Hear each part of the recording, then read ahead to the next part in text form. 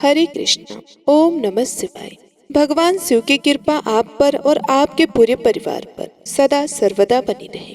आज के वीडियो में मैं आप सभी लोगों को बताऊंगी कि पूजा पाठ करते समय ध्यान रखने योग्य जरूरी बातें।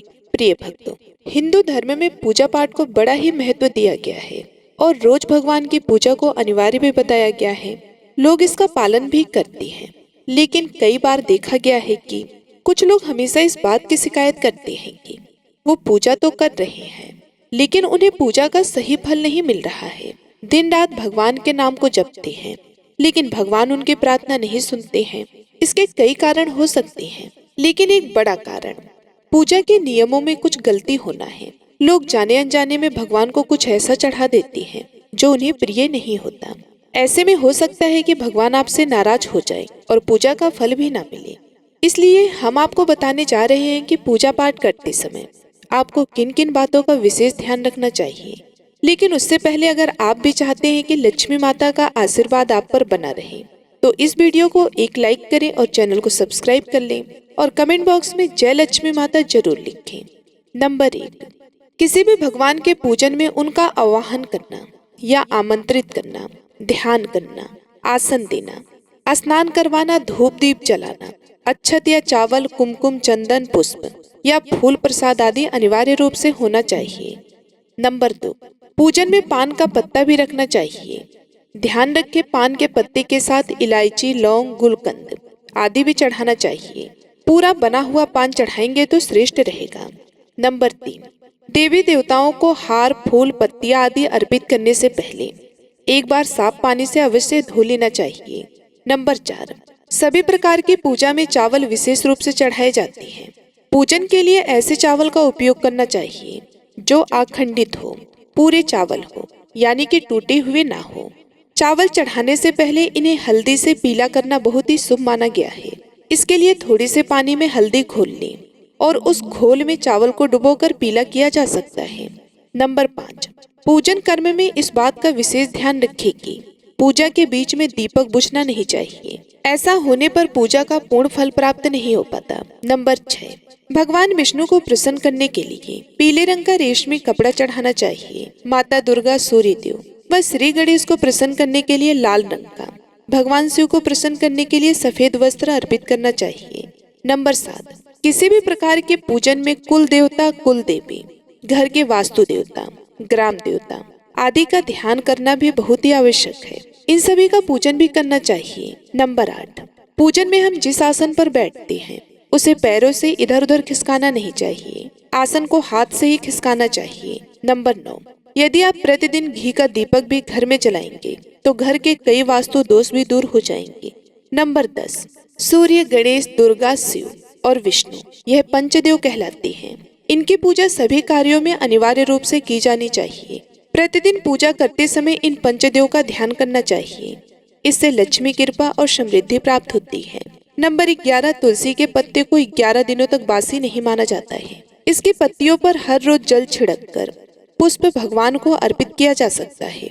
तुलसी के पत्ते को बिना स्नान किए नहीं तोड़ना चाहिए। शास्त्रों के अनुसार यदि कोई व्यक्ति बिना नहाए तुलसी के पत्ते को तोड़ता है तो पूजन में ऐसे पत्ते भगवान द्वारा स्वीकार नहीं किए जाते हैं। नंबर 12, दीपक हमेशा भगवान की प्रतिमा के ठीक सामने ही लगाना चाहिए। कभी कभी भगवान की प्रतिमा के सामने दीपक न लगाकर इधर उधर लगा दिया जाता है, जबकि ये सही नहीं है। नंबर 13, घी के दीपक के लिए सफेद रुई की बत्ती का ही उपयोग किया जाना चाहिए, जबकि तेल के दीपक के लिए लाल धागे की बत्ती श्रेष्ठ बताई गई है। नंबर 14, पूजन में कभी भी खंडित दीपक नहीं जलाना चाहिए। धार्मिक कार्यों में खंडित सामग्री शुभ नहीं मानी जाती है। नंबर 15, शिव जी को बिल्व पत्र अवश्य चढ़ाएं और किसी भी पूजा में मनोकामना की सफलता के लिए अपनी इच्छा के अनुसार भगवान को दक्षिणा अवश्य चढ़ाना चाहिए, दान करना चाहिए। दक्षिणा अर्पित करते समय अपने दोषों को छोड़ने का संकल्प लेना चाहिए। दोषों को जल्दी से जल्दी छोड़ने पर मनोकामनाएं अवश्य पूर्ण होगी। नंबर 16, भगवान सूर्य की 7, श्री गणेश की 3, विष्णु जी की 4 और शिव जी की 1 या 2 परिक्रमा करनी चाहिए। नंबर 17, घर में या मंदिर में जब भी कोई विशेष पूजा करे तो अपने इष्ट देव के साथ ही स्वास्तिक कलश, नवग्रह देवता, पंच लोकपाल, षोडश मात्र का सबसे मंत्रोच्चारण किया जाना चाहिए। इन सभी की पूरी जानकारी किसी ब्राह्मण पंडित से प्राप्त की जा सकती है। विशेष पूजन पंडित की मदद से ही करवानी चाहिए ताकि पूजा विधिवत हो सके। नंबर 18, घर में पूजन स्थल के ऊपर कोई कबाड़ या भारी चीज न रखें। नंबर 19, भगवान शिव को हल्दी नहीं चढ़ाना चाहिए और ना ही शंख से जल चढ़ाना चाहिए। नंबर 20, पूजा स्थल पर पवित्रता का ध्यान रखें। चप्पल पहनकर कोई मंदिर तक नहीं जाना चाहिए। चमड़े का बेल्ट या पर्स अपने पास रखकर पूजा ना करें। पूजन स्थल पर कचरा इत्यादि ना जमा हो पाए। नंबर 21, मंदिर में लगे सूखे हार फूल हटा देने चाहिए। नंबर 22, हमेशा भगवान श्री गणेश की आराधना से पूजा प्रारंभ करें। श्री गणेश को तुलसी दल चढ़ाने से बचें। भगवान गणेश को तुलसी दल चढ़ाने से दोष लगता है। नंबर 23, शिव शंभू को कभी भी केतकी का फूल नहीं चढ़ाना चाहिए। पौराणिक कथाओं के अनुसार भगवान शिव ने केतकी को श्राप दिया था, इसलिए भगवान शिव को यह फूल नहीं चढ़ाना चाहिए, वरना भक्तों के काम बिगड़ सकते हैं। नंबर 24, भगवान की प्रतिमा को स्नान करवाते वक्त सिर्फ उंगलियों का प्रयोग करें। भगवान को स्नान करवाते समय कभी भी अंगूठे का इस्तेमाल नहीं करना चाहिए। ऐसा करने से भगवान आप्रसार में विपत्ति आती है। नंबर 25, दीपक को कभी भी जमीन पर रखकर प्रज्वलित ना करें। ऐसा करने से धन की बर्बादी होती है और घर में अशुभता आती है। नंबर 26, पूजा के वक्त अगरबत्ती का प्रयोग ना करें।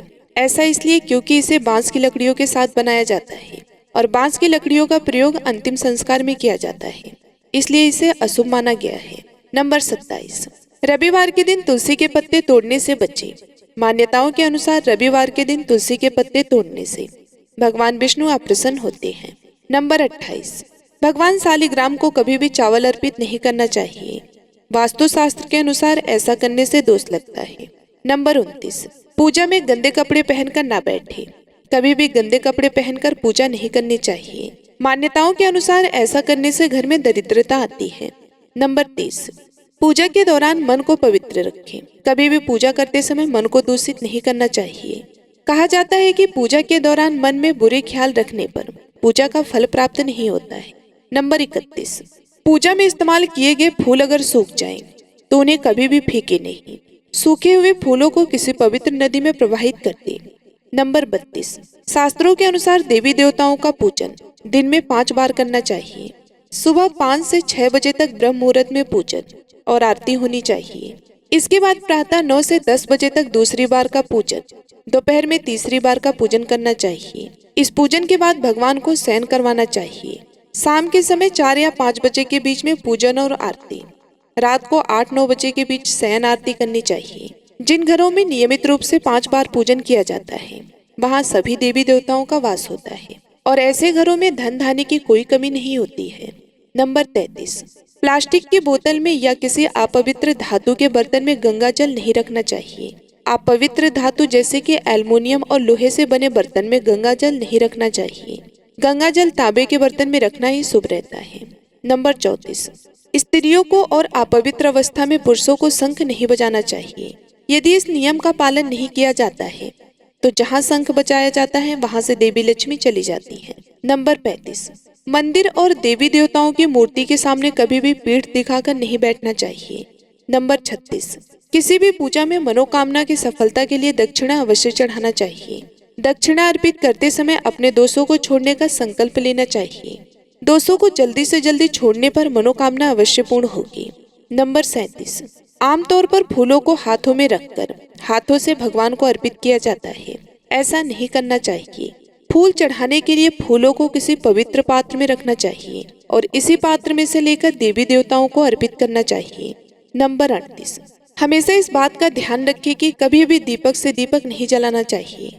शास्त्रों के अनुसार जो व्यक्ति दीपक से दीपक जलाते हैं वे रोगी होते हैं। नंबर 39, भगवान की आरती करते समय ध्यान रखें यह बातें।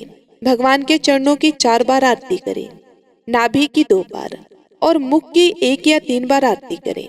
इस प्रकार भगवान के समस्त अंगों की कम से कम 7 बार आरती करनी चाहिए। नंबर 40, अपने मंदिर में सिर्फ प्रतिष्ठित ही मूर्ति रखें। उपहार कांच लकड़ी एवं फाइबर की मूर्तियां न रखें एवं खंडित जली कटी फोटो और टूटा कांच तुरंत हटा दें। शास्त्रों के अनुसार खंडित मूर्तियों की पूजा वर्जित की गई है। जो भी मूर्ति खंडित हो जाती है उसे पूजा के स्थान से हटा देना चाहिए और किसी पवित्र बहती नदी में प्रवाहित कर देना चाहिए। खंडित मूर्तियों की पूजा अशुभ मानी गई है। इस संबंध में यह बात ध्यान रखने योग्य है कि सिर्फ शिवलिंग कभी भी किसी भी अवस्था में खंडित नहीं माना जाता है। नंबर 41, मंदिर के ऊपर भगवान के वस्त्र, पुस्तकें एवं आभूषण आदि भी न रखें। मंदिर में पर्दा आदि आवश्यक है। अपने पूज्य माता पिता तथा पितरों का फोटो मंदिर में कदापि न रखें। उन्हें घर के नैऋत्य कोण में स्थापित करें। नंबर 42, कभी भी भगवान को या फिर अपने से बड़े को एक हाथ से प्रणाम नहीं करना चाहिए। इसके साथ ही यह भी ध्यान रखें कि सोए हुए व्यक्ति का चरण स्पर्श नहीं करना चाहिए। पूजा के बाद बड़ों का आशीर्वाद लेते समय ध्यान रखें कि किसी के दाएं पैर को दाएं हाथ से, बाएं पैर को बाएं हाथ से छूकर प्रणाम करें। नंबर 43, जप करते समय जीभ या ओठ को नहीं हिलाना चाहिए। इसे उपांशु जप कहते हैं। इसका फल 100 गुना प्राप्त होता है। माला जप करते समय दाएं हाथ को कपड़े या गौमुखी से ढककर रखना चाहिए।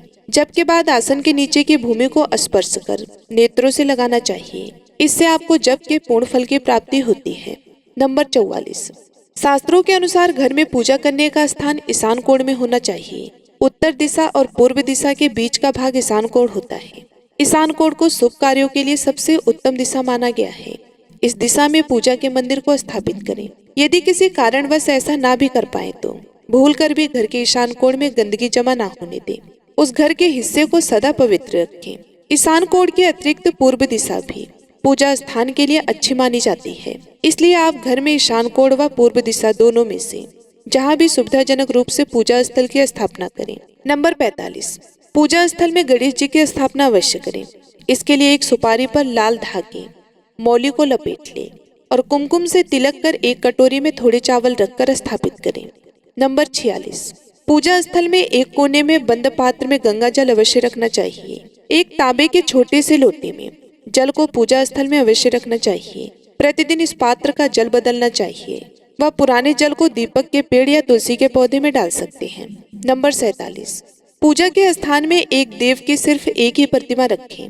यदि आपके पास एक देव की एक से अधिक प्रतिमा पूजा स्थल में है तो उन्हें घर में कहीं भी दीवार आदि पर लगा सकती हैं, किंतु पूजा स्थल में एक देव की एक ही प्रतिमा रखें। नंबर 48, घर में पूजा के स्थान पर कभी भी बड़ी मूर्तियां नहीं रखनी चाहिए। बड़ी मूर्तियों में प्राण प्रतिष्ठा होना अनिवार्य हो जाता है, इसलिए बड़ी मूर्तियां मंदिर के लिए ही उचित हैं। पूजा स्थल में छोटी मूर्ति रख सकते हैं। नंबर 49, पूजा करने के स्थान पर भूलकर भी अपने पितृदेव, स्वर्गीय माता पिता या गुरु की फोटो ना लगाएं। उनका स्थान अलग रखें। नंबर 50, पूजा स्थल में कूड़ा एकत्रित ना होने दें। प्रतिदिन पूजा घर की सफाई करें। नंबर 51, अगर आपने पूजा घर में कोई मूर्ति की स्थापना की हुई है तो ध्यान दें कि मूर्ति का कोई भी हिस्सा खंडित नहीं होना चाहिए। मूर्ति खंडित होने पर तुरंत उसे वहां से हटा दें। खंडित मूर्ति को बहते जल में विसर्जित कर सकते हैं। नंबर 52, पूजा के समय यदि संभव हो तो शुद्ध देसी गाय के घी का प्रयोग करें। वह भोग लगाने के लिए अग्नि में गाय के गोबर के कंडों, उपलों का ही प्रयोग करना उत्तम माना गया है। नंबर 53, पूजा पाठ के समय दीपक कभी भी बुझाना नहीं चाहिए। शास्त्रों में यह एक बड़ा अपशगुन माना गया है। नंबर 54, पूजा पाठ के समय गूगल युक्त धूपबत्ती का प्रयोग करें। गूगल घर के वातावरण को शुद्ध और घर से नकारात्मक ऊर्जा या बुरे दोष को दूर करती है। नंबर 55, रात्रि को सोते समय पूजा स्थल को लाल पर्दे द्वारा ढक दें व सुबह होने पर पर्दे को हटा दें। नंबर 56, पूजा करते समय भगवान को फूल चढ़ाना शुभ माना जाता है। कुछ फूल देवी देवताओं को विशेष रूप से प्रिय होते हैं और फूल चढ़ाते समय इस बात का ध्यान रखना चाहिए, जैसे दुर्गा माँ को लाल, भगवान विष्णु को पीले रंग के ही फूल चढ़ाने चाहिए। पूजा में कभी भी बासी फूल नहीं चढ़ाने चाहिए, यह अशुभ माना जाता है। नंबर 57, पूजा में इस्तेमाल कलश या जल के लोटे को हमेशा ईशान कोण में रखना चाहिए। दीपक और कलश को एक दूसरे के बिल्कुल पास कभी भी ना रखें, वरना इसके दुष्प्रभाव झेलने पड़ते हैं। नंबर 58, पूजा हमेशा आसन पर बैठकर ही करना चाहिए। आसन पर बैठकर पूजा न करने से इसका फल नहीं मिलता है। आसन के रंग का चुनाव आपको अपनी राशि के हिसाब से ही करना चाहिए। नंबर 49, भगवान के भजन कीर्तन या आरती के दौरान हर तरीके से वहां उपस्थित रहें। इस दौरान किसी से बातचीत करने से पूजा का फल नहीं मिलता है। पूजा की सामग्री को लेकर कभी भी दिखावा ना करें। नंबर 60, आप पूजा किनकी करने जा रहे हैं उस हिसाब से आसन का चुनाव करें। पूजा शुरू करने से पहले देखें कि आसन किस चीज का है, किस रंग का है, क्योंकि अलग अलग रंग के आसन का अपना अलग अलग महत्व होता है। कोशिश करें कि कंबल या ऊन से बने आसन का ही प्रयोग करें। धन की देवी माता लक्ष्मी, माँ दुर्गा और हनुमान जी की पूजा करने जा रहे हैं तो लाल रंग के आसन का प्रयोग करें। अगर मंत्र सिद्धि की पूजा करनी है तो कुशा से बने आसन को श्रेष्ठ माना गया है। यह तमाम जानकारी जन रुचि को ध्यान में रखकर दी जा रही है। ज्योतिष और धर्म के उपाय और सलाह को अपनी आस्था और विश्वास पर आजमाएं।